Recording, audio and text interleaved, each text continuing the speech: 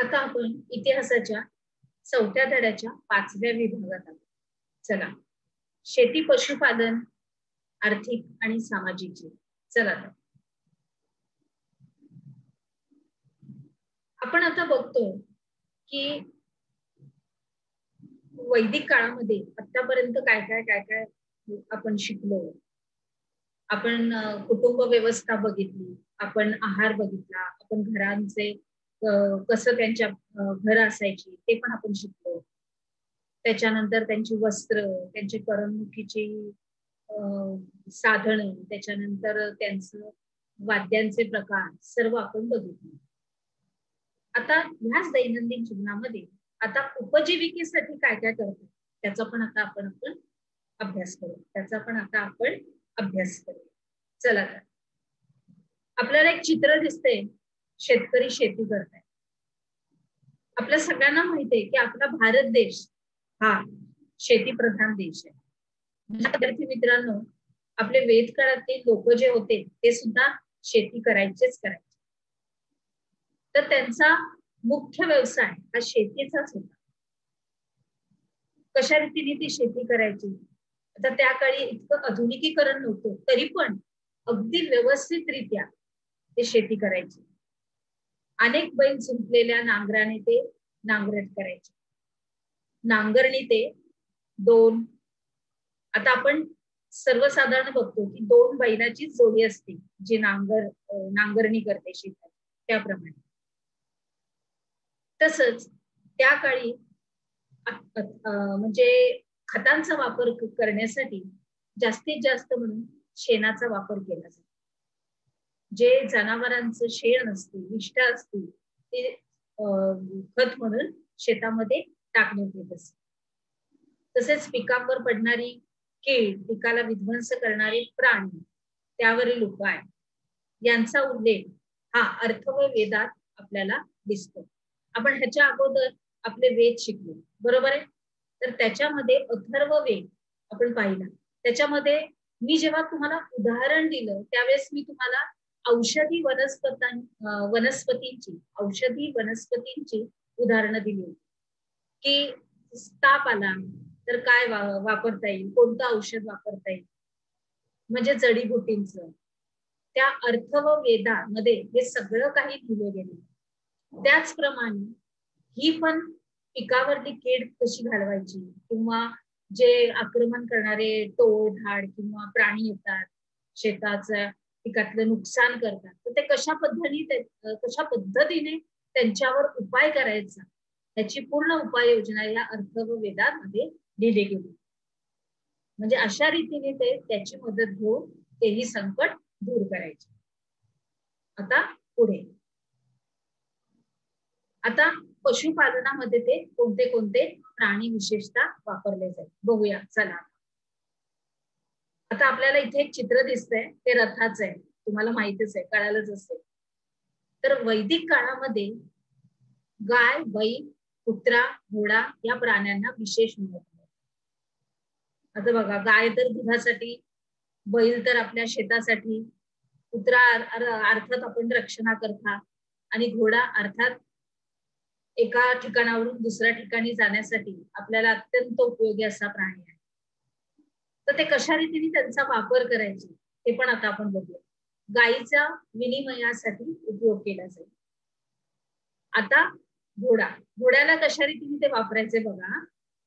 घोड्याला माणसळवायचे म्हणजे काय करायचं, तर आपण कुठलाही प्राणी जेव्हा आपण आपल्या घरात आणतो तर त्याला आपण जेव्हा प्रेम देतो त्यावेळेस तो माणसाळतो, म्हणजे त्याला त्या माणसाची गरज भासते. तो माणूस त्याला हवासा वाटतो, जो त्याला प्रेमाने ठेवतो. त्याप्रमाणे माणसाळवून त्याला रथाला जोडण्यात येईल. त्याच्यानंतर आता ह्यांची रथांचे प्रकार कसे कसे असायचे, तर घोडा जोडलेले आर्यांच्या चाकांचे रथ खूप वेगवान, कारण घोडा हा प्राणीच वेगवान, त्याच्यामुळे त्याला जर आपण रथाला जोडलं तर अर्थातच आपण एका ठिकाणावरून दुसऱ्या ठिकाणी हे कमीत कमी वेळामध्ये जाऊ शकतो. आणि त्या काळामध्ये तर घोडा हे अत्यंत वाहतुकीसाठी उपयोगी असं वस्तू होती, साधन होत. बरोबर आहे. तसंच अजून शेती पशुपालन याच्या खेरीज इतरही व्यवसाय होते. इतरही व्यवसाय म्हणजे कारागीर हे व्यवसायाचे महत्वाचे घटक होते. बरोबर आहे. आणि ह्यांना एक त्यांचा स्वतंत्र असा संघच होता.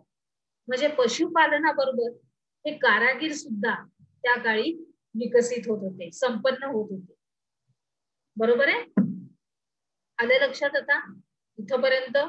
चला आता आपण पुढे जाऊ. आता आपण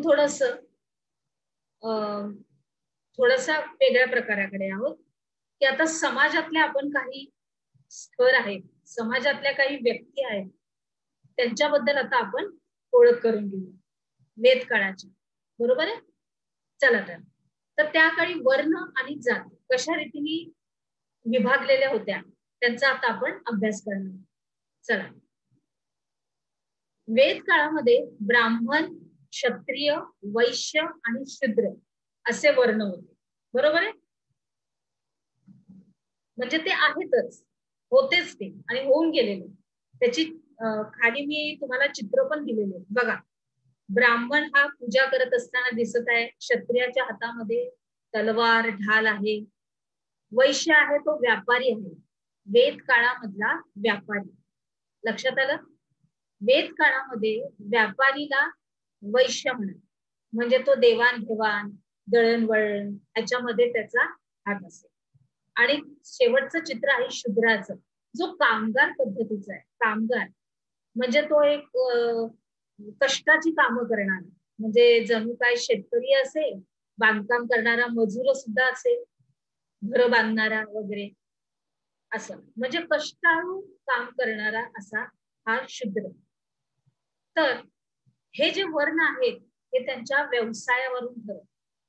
आता ब्राह्मणाचा काय व्यवसाय आहे, तर घरोघरी जाऊन पूजा करायची, पूजापाठ करायची, विधी करायची, अशा रीतीचं त्याचं काम असायचं.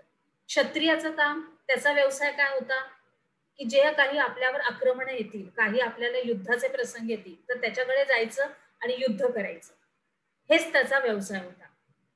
मग त्या व्यवसायामध्ये त्याला सैनिकांची, तो जर सेनापती असेल तर पूर्ण सैन्याचं काळजी घ्यायची, जनावरांची म्हणजे अर्थातच घोडा, हत्ती यांची काळजी घ्यायची. म्हणजे त्याचा व्यवसाय हा क्षत्रियाचा आहे, तर त्याच व्यवसायाप्रमाणे तो काम करणार. वैश्य व्यापारी, मी आत्ताच तुमच्याशी त्याच्याबद्दल चर्चा केली की तो म्हणजे हा व्यापारी पद्धतीच्या दृष्टीने तो व्यवसाय करणार. आणि क्षुद्र, आत्ताच मी तुम्हाला सांगितलं की तो एक कष्टाळू काम करणारा व्यक्ती आहे, जो ओळखला जातो त्या समाजामध्ये शूद्र या नावाने. बरोबर. आता आलं लक्षात व्यवस्थित की कशा पद्धतीचे व्यवसाय होते वेद काळामध्ये. ब्राह्मण, क्षत्रिय, वैश्य आणि शूद्र. बरोबर. अशा ह्या वर्णाप्रमाणे त्यांचे व्यवसाय ठरले. आता पुढे पण ह्याच्यामध्ये पण काही त्रुटी किंवा काही समस्या आल्या, त्या बघूया आपण. नंतरच्या काळामध्ये काय झालं की हे वर्ण जन्मावरून ठरायला लागले. जन्म, आता जन्म कुठे झाला, कशा रीतीने झाला, त्याच्यामुळं काय झालं, जाती निर्माण झाल्या. जाती निर्माण झाल्या. हा क्षत्रिय जातीतला, हा वैश्य जातीतला, हा शूद्र जातीतला, हा ब्राह्मण जातीतला. आणि अशामुळं काय झालं, अर्थातच हा समाज होता, लोक एकत्र राहणार, म्हणजे एकमेकांमध्ये मतभेद असणार, एकमेकांमध्ये मतभेद असणार, एकमेकाबद्दल अनुसया येणार, एकमेकाबद्दल द्वेष येणार, एकमेकाबद्दल मत्सर हेवा हे आणायचे येणारच. आणि त्यांच्या ह्या जाती व्यवस्थेमुळे ह्या सगळ्या समाजामध्ये विषमता निर्माण झाली. म्हणजे अर्थात हे एक प्रकारे नुकसान झालेलं आहे. या प्रकारे जाती निर्माण झाल्यामुळे. आता लक्षात आलं वर्ण आणि जाती. आता पुढे आता आपल्याला अत्यंत महत्वाच्या टप्प्यामध्ये जायचंय आणि ते म्हणजे आदर्श आयुष्य. तर आता हे काय आहे, चला बघूया. आता आपण बघितलं संपूर्ण दैनंदिन जीवनामध्ये वेद काळातील माणूस त्याचं जीवन हे कशा पद्धतीने जगत होता, बरोबर आहे. त्यांचे वर्ण, त्यांची जाती पण आता आपण बघितल्या, व्यवसाय बघितले, त्याच्याबद्दल चर्चा घेतली, माहिती घेतली. आता पुढे आहे की आयुष्य कसं जगायचं त्याच्याबद्दल सुद्धा काही कल्पना त्या काळामध्ये रूढ झाल्या होत्या. तर त्या कोणत्या? तर जन्मापासून ते मृत्यूपर्यंत 4 टप्प्यांना 4 आश्रम असं म्हणायचं. म्हणजे परत एकदा लक्षात घ्या, व्यवस्थित लक्षात घ्या. जेव्हा माणूस जन्माला येतो त्याच्यापासून ते त्याच्या मृत्यूपर्यंत 4 आश्रम. ते 4 आश्रम कोणते आहेत त्याची आता मी तुम्हाला माहिती देते. पहिला आश्रम आहे ब्रह्मचर्य आश्रम, बरोबर आहे. तर ह्या ब्रह्मचर्य आश्रमामध्ये काय आहे, तर जेव्हा मूल जन्मतं त्याच्यानंतर एका विशिष्ट वयानंतर त्याला गुरुजवळ पाठवून त्या गुरुजवळून विद्या प्राप्त करण्याचा काळ म्हणजे ब्रह्मचर्याश्रम.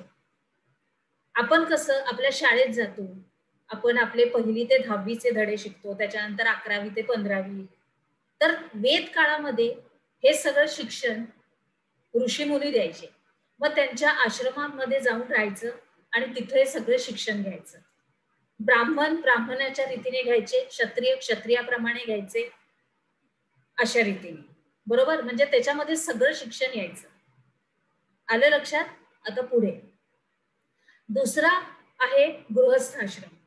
या गृहस्थाश्रमामध्ये पुरुषांनी काय करायचं, तर जेव्हा आपली सगळी शिक्षा, आपलं सगळं व्यवस्थित आपण शिक्षण घेतलं आपल्या ऋषीमुनींकडनं, आपल्या गुरुकडनं, की आपल्या कुटुंबात वापस जायचं आणि कुटुंब आणि समाज यासाठी आपली कर्तव्य पार पाडायची. म्हणजे काय करायचं, तर त्याचा साहजिकच त्याचा विवाह होणार, त्याचं लग्न होणार.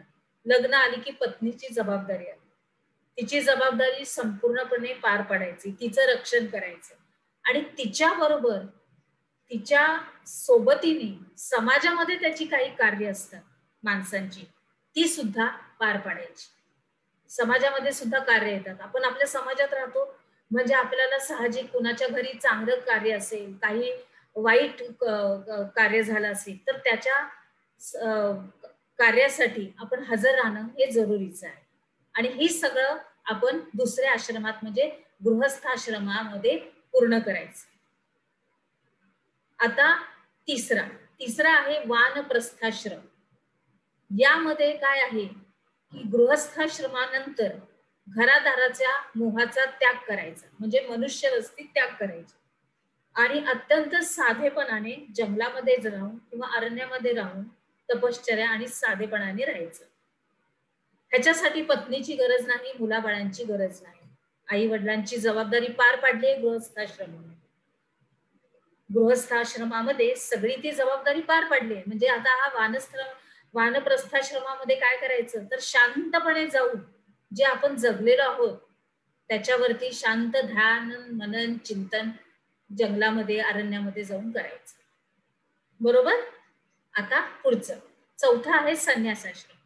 ह्याच्यामध्ये सर्वच नात्यांचा त्याग करायचा. ह्याच्यामध्ये स्त्री पुरुष म्हणजे सगळे जणच आहे ना, की सगळ्याच नात्यांचा त्याग करायचा आणि मनुष्य जन्माचा अर्थ समजावून घेण्यासाठी जगत राहायचं मृत्यू येईपर्यंत.